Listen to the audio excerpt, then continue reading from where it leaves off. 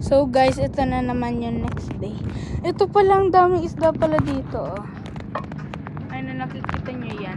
May mga tilapia din dyan, no?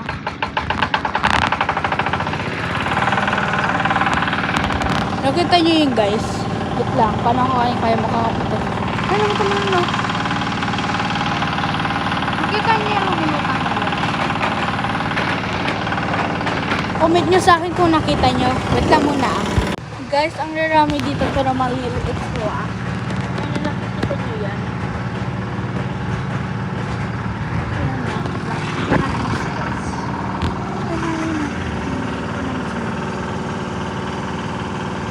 Di ba nakita nyo yun? Wait lang muna, haliin ko sila. Wait ko silang haliin.